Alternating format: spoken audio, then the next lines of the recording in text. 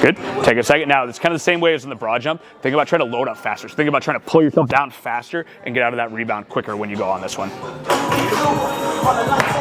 Good. Shaking right here. So if you come in and look, you can see right here how much he's shaking. Keep going, keep going, keep going. We got 5 more seconds. So you'll see all that right here. That's what we want. 4, 5, 6, 7, toes, 8, 9, 10. 1, 2, quick. 3, there. 4, yes. 5, okay. All right, scoot up just a tad. Okay, right there. Okay, we're gonna jump out as far as we can, stick and hold, then you're gonna go again. Okay. So I want about 4 grade on that. Good, and then walk it back. So on this one, all right, so on the second set, what we're gonna focus on is trying to load up quicker. So what I want you to do on this one, all right, so when you're starting right here, think about going from this position to this position faster, all right? So right now you're kind of like 70, 80%. I want you to really focus on from right here, really trying to generate as much velocity going back and then rebound out of it as quick as you can, okay?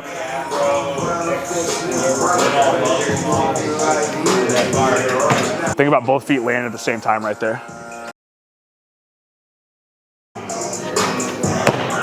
Heel.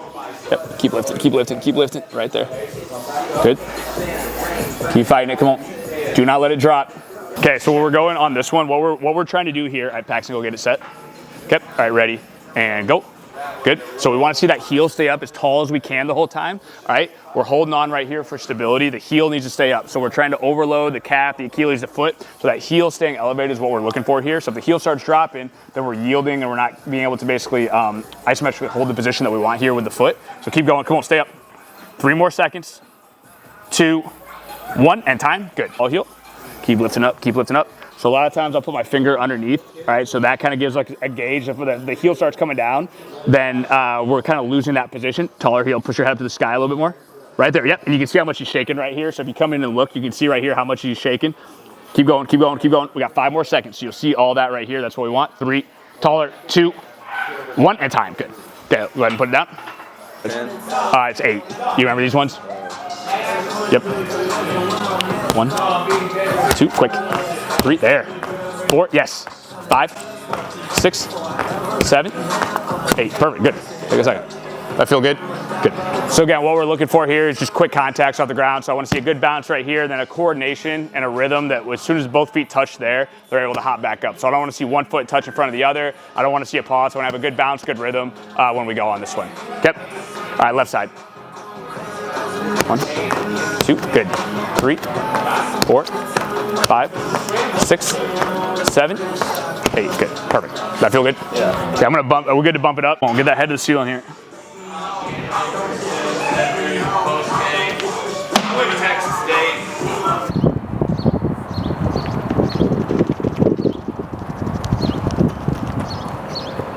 Ooh, 1.02. Okay, so when we're going on this one, so like for Paxton, this one like really that I like a lot for basketball players too, just because of the nature of the court, you don't get a lot of like true max velocity sprinting.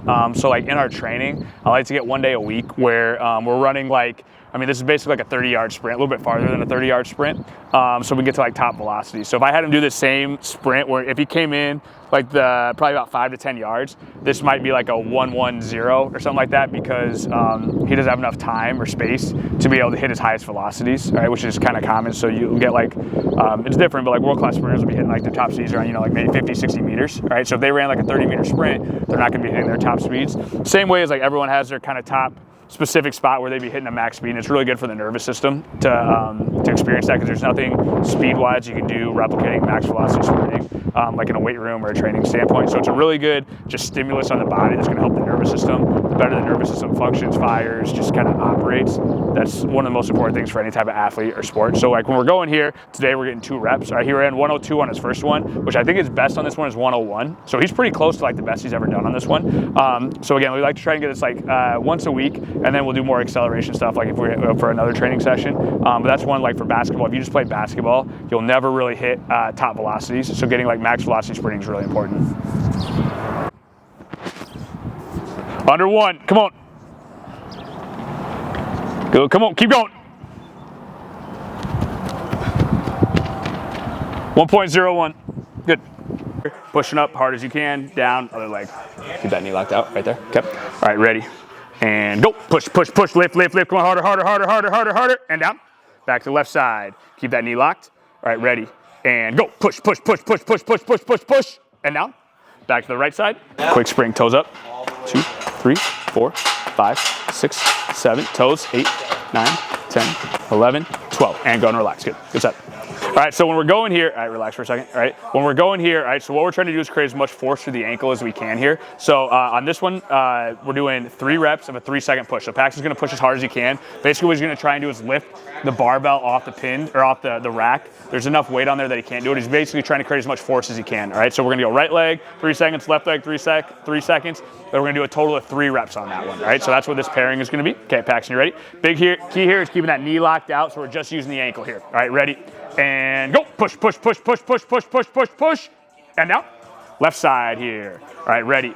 And go. Push, push, keep that knee locked. Keep going, keep going, keep going, keep going, keep going. And down. Back to the right side. 2nd rep. All right, ready? And go. Push, push, push. Keep it going, keep it going, keep it going, keep it going. Harder, harder, harder. And down. Back to the left side. All right, ready? And go. Push, push, lift it, Pax. Lift it, lift it, lift it, lift it. And down. Last rep here.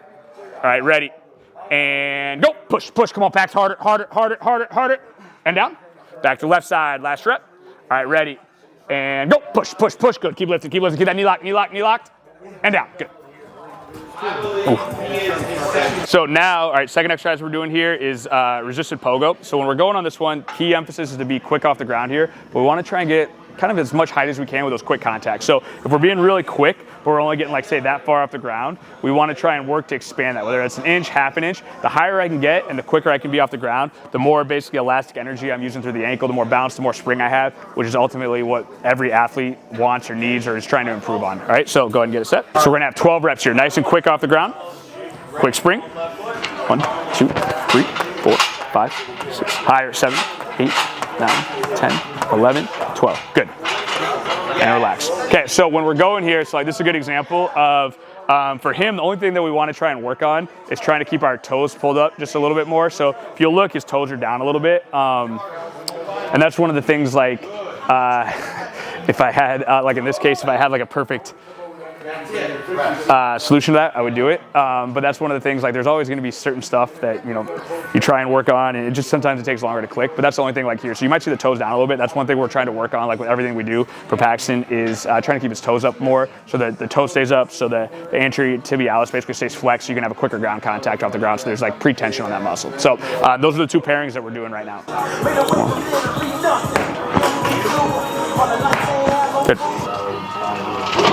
1, good. 2, good. 3, good. 1 more, even higher. The first exercise in our 3 exercise pairing. So this is another isometric that Paxton's doing. So what we're trying to do here is create as much force as we can. It's pretty close to a mid-isometric, isometric mid-thigh pull. Okay, so we're going on this one. Paxton's thinking about basically trying to pull the bar into the pins as hard as he can by pushing his feet through the ground as hard as he can. The more force we can generate for pretty much everything, the better. So like even when we were on the force plates today, Paxton hit PR. So he did 24.66. I think that was his, which is the best he's done. He's been trending really good for the last month. Like basically every time he comes in, his peak force numbers are going up, which is what we want. So we do a lot of different isometrics. Like what we did earlier was for the ankle. This is kind of more like kind of total body, I guess if you want to call it that. So this is the first exercise. We're trying to get more motor unit recruitment basically right now. We're going to apply it to the next exercise, which is like a jump, and I'll talk about, and then the last exercise, which is a weighted jump. So they're all kind of trying to feed into each other to kind of like potentiate, make each one better. Okay, are you ready? Okay, ready, and go. Pull, pull, pull. Keep going harder, harder, harder, harder, harder. Squeeze, squeeze, squeeze, and down. Good. So if you see right there, I don't know if you could see like how much his legs were shaking. That's what we want. That's when you're trying to create as much force, put as much basically force into the ground, into the pins as hard as you can to get the effect of what we're trying to get out of this. Okay. Okay, so now on the second exercise in this pairing, what we're trying to do here, this is a high box seated hurdle hop. So with the box type, because it's up higher, there's gonna be less time to produce force because we're in a taller position. So that's one of the things that we're working on here, is basically taking the higher amount of force that we just produced on the isometric that we did. And then for this pairing, because Paxton doesn't have much time to get off the box, he's gonna have to try and produce force extremely quickly in a short period of time to be able to get the jump and get over the hurdle. So we're trying to really work on kind of like end range, in a sense, rate of force development here on this exercise. So when Paxton goes, I want to see him get off as quick as he can. I want to see him get as high as he can over the hurdle. Good. This pairing is Supercat jump. So I'll usually do like, whether it's Supercat jumps, I have access to one, or like dumbbell or barbell or any type of like weighted jump. But what we want to have here, these are non-consecutive. So each rep, we're trying to basically get up as high as we can from a static position using the stretch shortening cycle to get up. We want to take the increased motor unit recruitment that we got from our isometric. Over here, the quick rate of force development that we had on the jump. And the third exercise here, we're trying to put it together into a weighted jump. So there's a lot of times that you can fluctuate the different type of ones you're doing. So I could, potentially do this one right after the isometric and then do the unloaded. A lot of times there's not necessarily a right or wrong answer. You're trying to kind of look at, like, for me, my force plate data and kind of see what stuff looks like on that one. But that's kind of the goal here, is to get that quick rate of force development over here into the weighted jump to see like an improved performance on our rate of force development with a weighted object here. Okay, so Paxton, you ready? Good. Take a second. Now, it's kind of the same way as in the broad jump. Think about trying to load up faster. So think about trying to pull yourself down faster and get out of that rebound quicker when you go on this one. Oh, good. Give me 2 more like that. Let me hear it rattle. Come on, harder. There you go. 1 more. So that's the 3 exercises that we have paired up on this one. So again, honestly, that was a really good set. I think the second, third, and fourth rep were his best ones there. Might be kind of tough to tell, but it looked like, again, very subjective. All right, it looked like our height was better on those ones, and I thought we had better suddenness on the way down on those last 3 reps on that set. So our goal, we're gonna go 1 more time through on this one. Our goal is to kind of get that same effect on the third one when we come through here. 4, come on. 5, 1 more. And relax. And 6, good. Good. Take a second. You feel it on your hip?